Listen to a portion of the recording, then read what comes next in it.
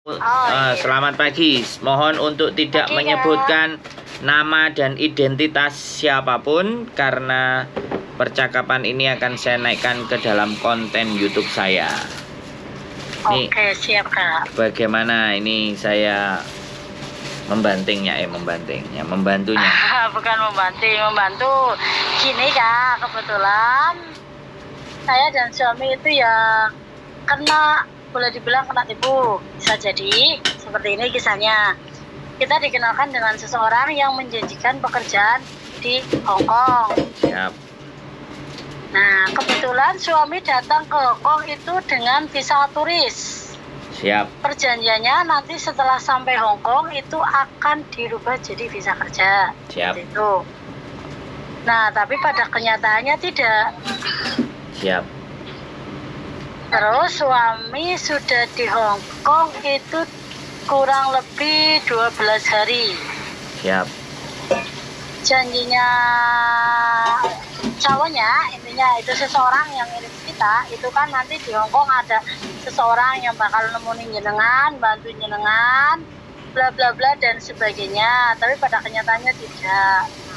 Maksud saya di sini, saya minta bantuan, ada atau bisa untuk mencarikan pekerjaan di Macau sebelum visa turis suami saya habis seperti itu.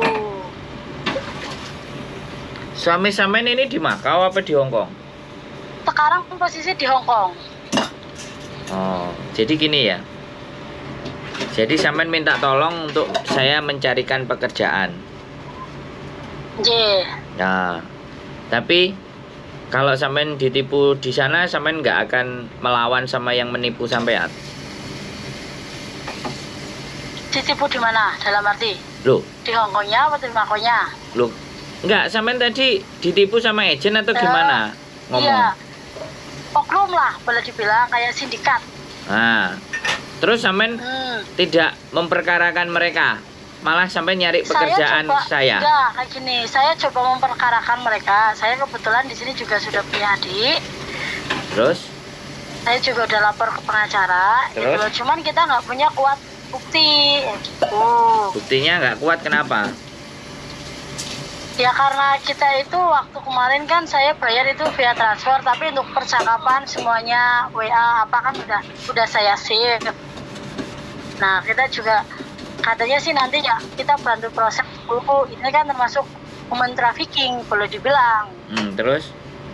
Kasusnya bilangnya sih mau dibantu gitu. Kami udah lapor ke pihak yang berwajib. Sudah ada surat laporannya? Sudah sama adik yang laporan. Boleh saya minta fotokopinya? Jadi sampean foto, oke, sampean kirim ke saya. Jadi, jadi kalau itu sudah diperkarakan di Indonesia, ya kan? Suaminya sampean di sini ketemu orang yang ada di sini yang dijanjiin bantuin, kan ganti kita laporin ke polisi yang di sini, orang yang di sininya. Jadi sana lapor, sini lapor. Kalau sampean bersedia ini mau kita bawa ke perkara hukum, satu.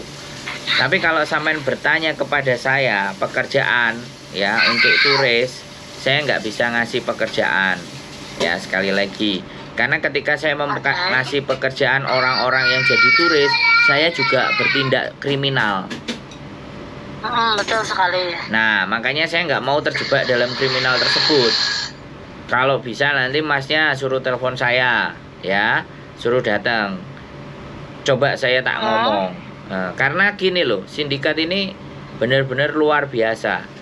Jadi masih aja ada anak-anak yang masih percaya dengan hal-hal kayak sampean kayak gini. Terus dia ngasih duit. Karena kayak gini, karena kemarin kita kan waktu itu kita itu proses ke Taiwan. Cuman Taiwan kan belum ada panggilan. Nah, orang tersebut terus nawarin ke Hong Kong seperti itu.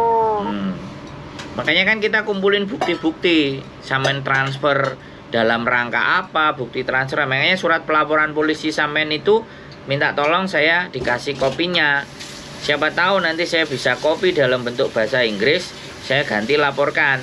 Tapi kita beda terdakwa. Jadi ini adalah kasus kriminal yang ada di Indonesia dan sindikat yang ada di Hong Kong. Jadi nanti biar bisa menyelesaikan dua-duanya. kalau boleh saya coba gitu loh, sama sampai saya bisa berkomunikasi sama sampean sebagai korbannya atau suami sampean yang sudah diterbangkan kayak gini. Dan sekali lagi yang orang tidak tahu adalah bekerja dengan menggunakan visa turis itu ilegal dan tidak boleh. Iya, betul. Jadi kalau dia sampean diiming-imingi bahwa nanti turis dulu berangkat ke sana terus cari kerja, ya kerjaan bisa dapat, tapi itu ilegal dan akan menjerumuskan suami sampean ke overstay atau nanti setelah kena overstay jadi minta suaka. Kalau sebutnya itu paper. Nah itu udah banyak anak-anak laki-laki yang kayak gini. Tapi begitu diajak ngusut, diajak mau laporin, melempem. Nah anaknya ikut mau ngomong, anaknya mau masuk YouTube itu. Iya. Jadi kayak gitu Bu. Nah, aku kalau boleh minta surat laporannya, kopinya, nggak ada masalah, nggak harus yang asli, kopinya. Coba saya lihat, saya pelajari di sini. Terus saya minta tolong kalau suaminya ada di sini, suruh hubungi saya. Coba saya temui, saya tak ngobrol. Oke, siap. Digoreng nih kamu. Jadi seperti itu, Mbak E. Ya, kalau pekerjaan siap, saya Pak. nggak bisa terus terang aku ngomong saja, tapi nanti suaminya suruh hubungi saya, barangkali saya bisa temuin, saya ajak ngobrol seperti apa dan bagaimana.